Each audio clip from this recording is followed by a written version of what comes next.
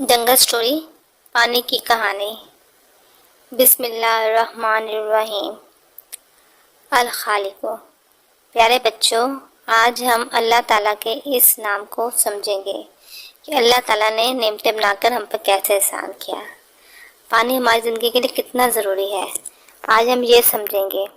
پانی آسمانوں سے ہوتا پہاڑوں کے سروں پر برف بن کر پڑا ہوتا ہے، پھر سورج کی روشنی اسے پگھلا کر ندی بنا دیتی ہے۔ پانی اونچے پہاڑوں سے تیزی سے ایک نئی امنگ، جوش اور ولولے سے نئے سفر کی طرف رواں دواں بہتا نیچے آتا ہے اور خوبصورت آبشاریں بناتا ہے۔ آبشاریں خوبصورتی سے پانی کو پہاڑوں سے نیچے پہنچا دیتی ہیں۔ ان میں خوبصورتی بھی ہے اور سکون بھی، اور ان سب کے ساتھ زندگی بھی۔ پانی پتھروں سے گزرتا بہتا بنا سوچے سمجھے اپنے خالق کا حکم مانتا ہے اور بہتا چلا جاتا ہے۔ پتھروں کے راستے پہ چلتا، پہاڑوں کا سینہ چیرتا، بل کھاتے راستوں سے گزرتا، کئی دنوں کی مسافتیں طے کرتا۔ پانی بہتا چلا جاتا ہے اور اپنے راستے کے ساتھ ساتھ بستیاں آباد کرتا چلا جاتا ہے۔ اپنے راستے پر گزرتے یہ کتنے جانوروں کی پیاس بجھاتا ہے، اللہ کی مخلوق کو نئی زندگی بخشتا ہے۔ یہ پانی مخلوق خدا کے زندگی کی ضمانت ہے، اللہ کی نعمت کا ثبوت ہے اور خلق خدا کی خوشی کا باعث ہے۔ دریا کا پانی بہتا اپنے کناروں کے ساتھ ساتھ کتنے درختوں کو زندگی دیتا چلا جاتا ہے۔ کبھی دریا کی سرحدوں سے نکل کر کتنے جنگل آباد کر دیتا ہے۔ یہ جنگل کتنی جنگلی حیات کی بقا کا باعث ہوتے ہیں۔ یہ جنگلی حیات زندگی کو متوازن رکھنے کی ضمانت ہوتے ہیں۔ اب دریا لمبی مسافت کے بعد بالآخر گاؤں میں داخل ہو گیا ہے۔ کسان بہت خوش ہے۔ کسان نے فصل لگائی، اسے پانی دیا، اسے یقین ہے کہ اس کی فصل اچھی ہوگی۔ پانی سے فصلوں میں جان آ گئی، فصلیں لہرانے لگیں۔ کسان کی مہینوں کی محنت رنگ لے آئی۔ ہریالی دیکھ کر جانور بھی آنے لگے اور پرندے بھی آنے لگے۔ ہر طرف چہل پہل ہو گئی، سب خوش ہیں۔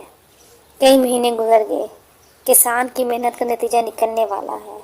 فصل پک گئی ہے، پرندے خوشی سے آ رہے ہیں۔ کسان کی فصل کاٹنے کا وقت ہو گیا، فصل پک کر تیار ہو گئی ہے، فصل بہت اچھی ہوئی ہے، کسان بہت خوش ہے۔ یہ فصل انسان اور جانوروں کی زندگی کی بقا ہے۔ کسان اس کو ضرورت سے زیادہ بیچ دے گا اور ضرورت کا اپنے پاس رکھ لے گا۔ فصل کو کاٹا گیا، سکھایا گیا، بھرا گیا، بیچا گیا۔ کسان کی فصل اس کی محنت ہے، اس کی محنت کا پھل ہے۔ کسان اس کو پا کر بہت خوش ہے۔ اس نے اللہ تعالیٰ کا شکر ادا کیا، اور پانی کا سفر ابھی ختم نہیں ہوا۔ پانی شہروں سے گزرنے لگا، لوگوں نے پانی کے قریب آبادیاں بنا لی۔ پانی لوگوں کو زندگی دینے لگا، لوگ اپنی ضروریات پوری کرنے لگے، لوگ خوش ہیں۔ پانی بہتا ہوا اب اپنی منزل سے اور قریب ہو گیا۔ اب پانی میدانوں میں سے گزر رہا ہے، گزر کر سمندر کے پاس پہنچ رہا ہے۔ بالآخر سمندر کے قریب جانے کو تیار ہے۔ پانی بہہ رہا ہے، دریا سمندر کے قریب ہے۔ دریا سمندر سے ملنے والا ہے۔ دریا نے سمندر سے مل گیا۔ دریا کی موجیں سمندر کی لہروں میں مل گئیں۔ دریا کا پانی بھی نمکین ہو گیا۔ پانی کے سفر کا اختتام ہوا، پر یہ اختتام نہیں ہے، یہ تو آغاز ہے، جہاں پانی کا سفر ایسے ہی شروع ہوتا ہے۔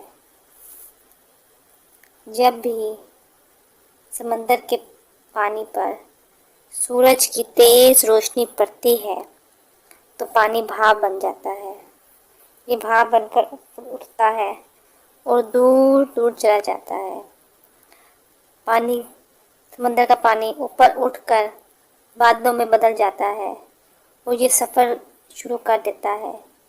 یہ گاؤں، شہر، جنگل، پربت، ہر جگہ سے گزرتا ہے اور گزرتا چلا جاتا ہے۔